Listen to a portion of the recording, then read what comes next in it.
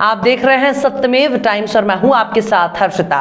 UP के पिपराइच विधानसभा और डुमरियागंज सिद्धार्थनगर से लोकसभा का चुनाव लड़ चुके कद्दावर बसपा नेताओं में शुमार संत कबीर नगर जिले की खलीलाबाद विधानसभा सीट के प्रभारी प्रत्याशी आफ्ताब आलम उर्फ गुड्डू भैया ने आज शहर कोतवाली क्षेत्र के NH 28 स्थित एक निजी होटल में पत्रकारों के साथ खास बातचीत कर जहां अपनी और पार्टी की प्राथमिकताएं गिनाई, वहीं उन्होंने केंद्र और प्रदेश की भाजपा सरकार पर जमकर तंज कसा। विकास और रोजगार के मुद्दे को अपना चुनावी एजेंडा बताने वाले बहुजन समाज पार्टी के प्रभारी प्रत्याशी आफ्ताब आलम उर्फ गुड्डू भैया मीडिया से बातचीत के दौरान बिंदास मूड में नजर आए और बड़े ही साफ गोई के साथ अपनी बातों को मीडिया कर्मियों के सामने रखा। पार्टी और पार्टी सुप्रीमो मायावती के पक्ष में कसीदे गढ़ते हुए उन्होंने कहा कि बहन जी जो बातें करती हैं वो बहुत साफ कहती हैं, उनकी बातों में कोई प्रलोभन नहीं रहता। बहन जी जो बोलती हैं उसे ठोस अंदाज में पूरा करती हैं। वर्ष 2007 से लेकर 2012 तक बहुजन समाज पार्टी सरकार की उपलब्धियों को गिनाते हुए उन्होंने कहा कि जितना विकास कार्य हमारी सरकार के दौरान हुआ उतना बीते 10 सालों में नहीं हुआ। वर्ष 2012 के बाद आज तक लगभग 10 साल की गैर बसपा सरकारों द्वारा कोई विकास कार्य नहीं कराया गया। पूरे प्रदेश के विकास की गति रुकी पड़ी है। मीडिया के माध्यम से उन्होंने जनता से हाथी निशान पर वोट करने की अपील करते हुए कहा कि 2022 में हमारी सरकार बनने जा रही है। जो विकास 10 सालों में नहीं हो पाया उसे हमारी सरकार 5 साल में पूरा करके दिखाएगी। हमारी सरकार में नेचुरल डेवलपमेंट होगा। हमारी सरकार में विकास कार्य पेपरों या मैगजीनों में नहीं होगा। हमारी सरकार में सारे विकास कार्य ग्राउंड लेवल पर होंगे।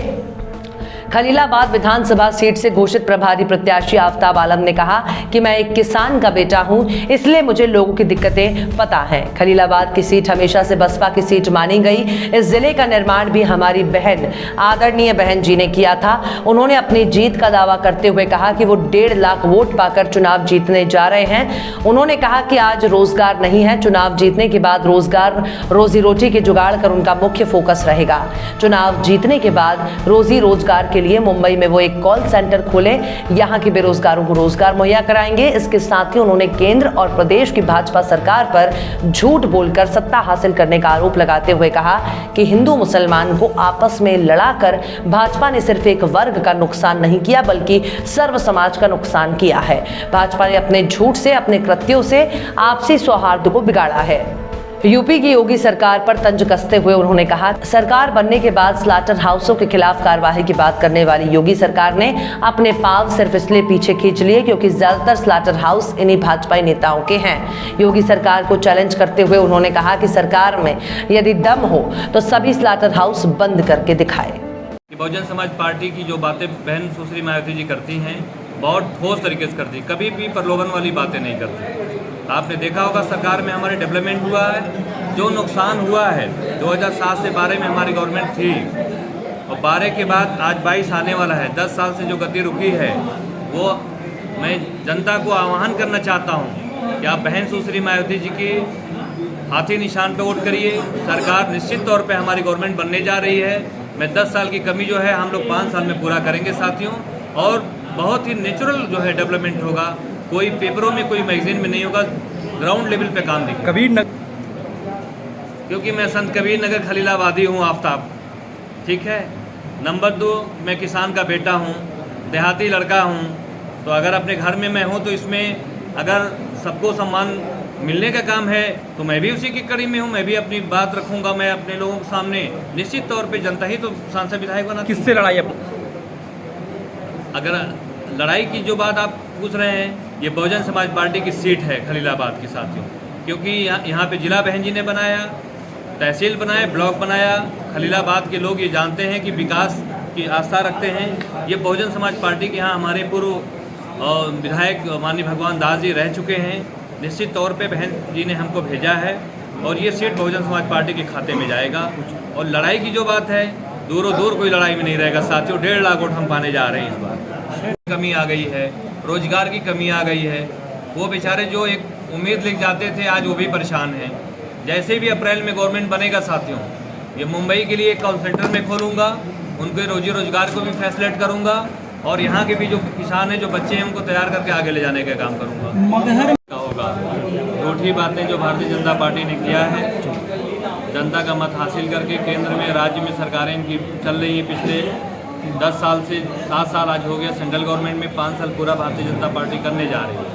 आप बहुजन समाज पार्टी का विकास उठा के देखिए कि दिल्ली बॉर्डर से जब चलेंगे प्रदेश में, उत्तर प्रदेश में, तो वहाँ बहन सुश्री मायावती जी का विकास शुरू हो जाएगा।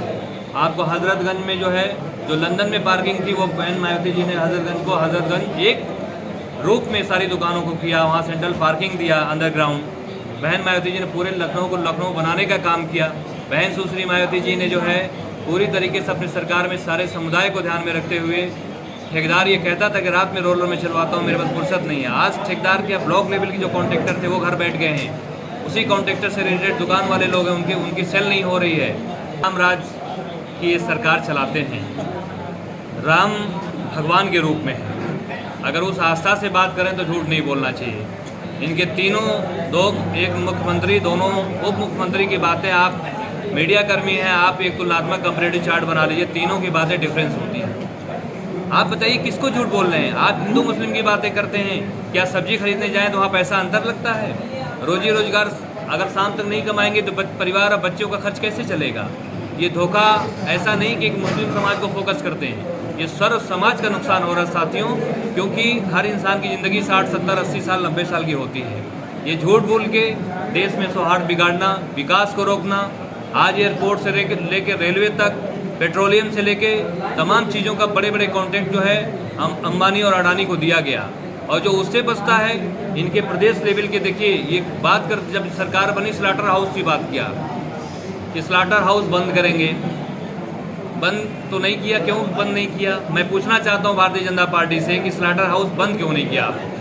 जो लाइसेंस थे उसमें भी बड़े का गोश्त कटता है, तो आपको तो बंद करना चाहिए, क्योंकि लाइसेंस करता जो है भारतीय जनता पार्टी, कुछ नेता हैं उसमें। आप कभी लाइसेंस को निकलवाएंगे तो अगर 50 स्लाटर हाउस होगा तो 50% से भारतीय जनता पार्टी के नेता